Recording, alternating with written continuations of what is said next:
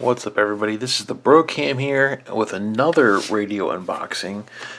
This is a Midland weather alert radio. I've heard a lot about this, and I think it was probably HRCC podcast. I heard them talking about well, yeah, we've got weather alerts on our walkie-talkies, but our walkie-talkies aren't on all the time. So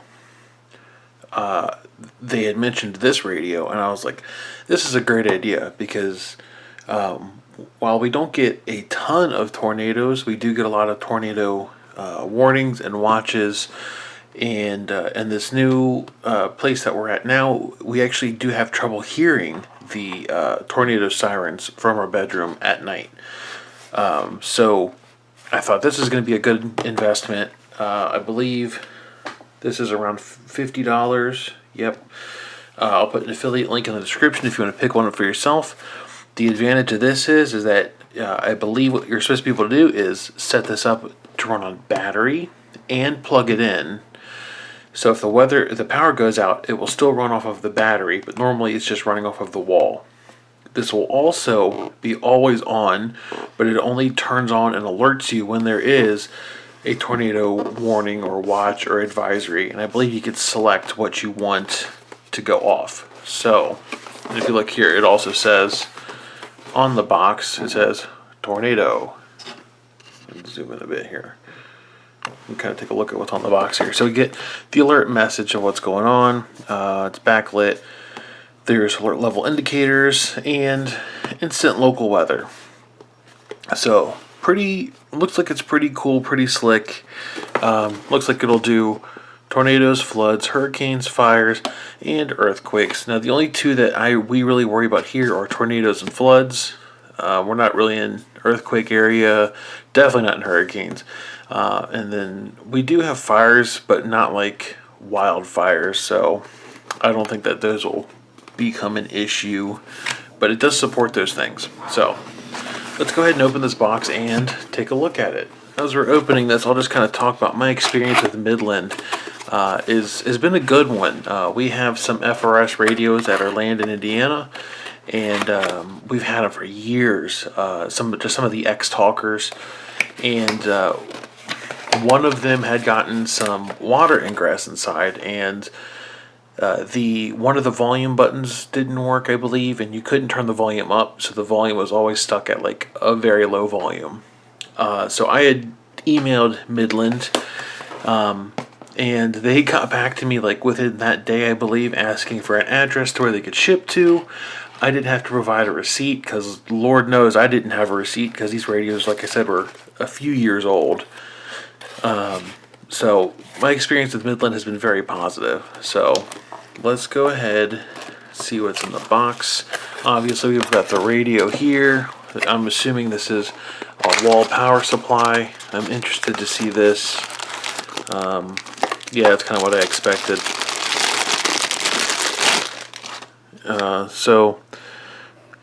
Oh, interesting. Okay, so it's a 9-volt power supply, 300 milliamps. I kind of expected it to just be the standard 5-volt, 500 milliamps, but okay, so 9-volt. Also nice to see that it is a Midland branded one and not some cheap knockoff no-name brand. So again, points for Midland on this one. I know some other people that use Midland stuff. Some people I know that Overland, they have a bunch of Midland radios that they like. So let's see, where do you go? The National Storm Shelter Association. Is this a thing? There's probably not storm shelters around where I live, but I'm gonna take a look at that. All right, the manual here, English, French, and Spanish. Let's see. I like to see how long the manuals are for the actual language you're using, and that is, I think, a good sign. Is that's pretty thin. 12 pages. So very cool. All right, now let's get to the meat and potatoes. Here's the bubble wrap. This feels very the packaging and everything. I feel like this radio has been around a long time, because this packaging feels old. You know, like it feels like an old box, or like an old style box is what I mean. So, anyways, I never actually pointed out the name of this. This is the WR120B. So, I know there is another one, which is an emergency radio. That seems like it's more of carry it with you kind of thing, or keep in your car, maybe. This is really supposed to be set up like on a nightstand, or I plan on putting mine on top of my dresser. Alright, so here's the radio. It's small, it is light, but it's thick. So let's go ahead and just look at some of the options here before I power it on. Menu select, volume up and down. I prefer volume rocker wheels. That way I know that, hey, if I want to start this up and I want it to be quiet, I can just turn it all the way down. I know that might be a weird thing, but that's what I prefer. Some buttons here, and then a big old weather snooze button. Okay, same digital weather, all weathers, hazards, alert radio, NOAA. Ensure this switch is in the on position. I mean, I can't even change the switch, so I don't know. Oh, I can't. There it goes. It's very thick. Okay. Yeah, I guess that's just that is an actual off button. Let's go to the back here. So we've got our external antenna. Let's see about how long this is. External antenna is right around 23 inches. It spins, it twists, it does the whole thing. We have interesting stuff here. We have a power, something called external alert. So I'm going to have to look at the manual to see if that says what that is. A cloning port, which I'm assuming is some kind of way to program the radio. That just must be how they program it from the factory. And then an external antenna. So my dresser's right next to the window. I'm hoping that this is going to be enough. Usually I can hear the NOAA stations from inside my house. So I'm hoping I don't have to get an external antenna. So hopefully this is enough. Alright, let's go on to the bottom. Looks like we got a couple of feet here. If I can get I don't have fingernails. Let's go ahead and just, there we go. So if you want to sit it up higher, you can. If you want to sit it up higher, you can. Okay. And then battery cover. No idea what kind of batteries this takes. 3 AA's. And look at that. What do I have? What do I have on my desk right here? Pack of AA's. So let's go ahead and put some AA's in this and turn it on. And hopefully it's not super loud. Okay. Okay. Let's look at the manual.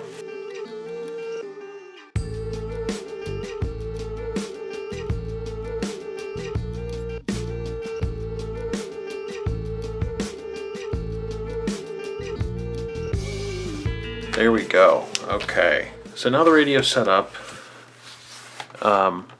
Pretty quick setup. The manual explains it pretty good. Very simple steps. Just basically up, down, select. So that's that. Time is set. Antenna's out. So now I believe I just hit this. Saturday, mostly cloudy. A chance of showers in the morning. And I can hear the weather. It's a little weaker up here, but I think it'll be fine when I get it in my actual position. Chance of rain 70%. This is NOAA weather. All hazards radio station KIH 42, Covington, Kentucky. Broadcasting on a frequency of 162.55 megahertz in serving southwest Ohio, northern Kentucky, and southeast Indiana. So let's go ahead and look at some of these alerts here. See if I can figure this out. Alright, so the menu's pretty easy to follow, pretty easy to go through. Not many buttons on here, so it's kind of hard to screw up. But what you can do is set the alert type, so it'll either just like pop up on the display here, or you can have it do a voice, which I believe is just going to be the voice from the radio, or you can have it actually play an alert noise, like I think it's a beeping noise. So that is, I'm going to leave mine on voice. so I'm going to leave mine on voice. I'm not going to mess with alert volume and alert test right now because people are sleeping. Set events. So this is where you choose like what actual events you want. You can say all on, all default, all off. So if you go to edit events, you can say administrative messages. Now I don't know what that entails, but there's different ones. There's avalanche warnings. I don't need an avalanche warning, but at the same time, I don't think it hurts to leave it on. Like, it's at no point should I get an avalanche warning, but like I don't think I'll ever receive one, so I don't think I need to turn that off. A blue alert, I don't know what that is. Let me look up NOAA blue alert. So a blue alert is when there's been a violent or deadly attack against law enforcement. So I did not know that one. Blizzard, child abduction, which is the Amber Alerts. Coastal flood warnings, which I'm not on the coast. But again, like, why would I turn it off if I'm never going to receive that? So I'm just going to leave them all on, and then if there's anything that's too annoying, then I'll start turning them off. But seriously.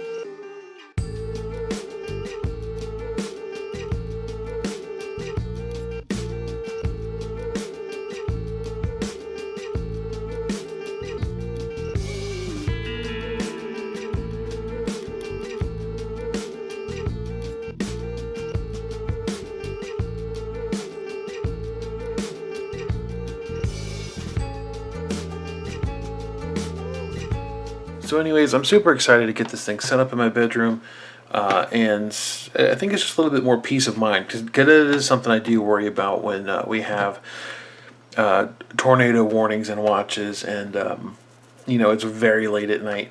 I'm afraid that I'm not going to hear the siren and wake up.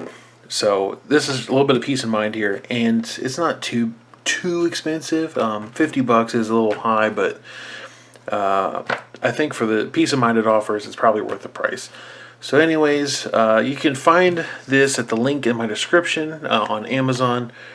That is an affiliate link. I do get a little cut of that helps support this channel and lets me get things like this to take a look at. And things like the BMS for this battery that I repaired. So with that being said, that's all the time I have for today. This has been the Bro Cam saying 73.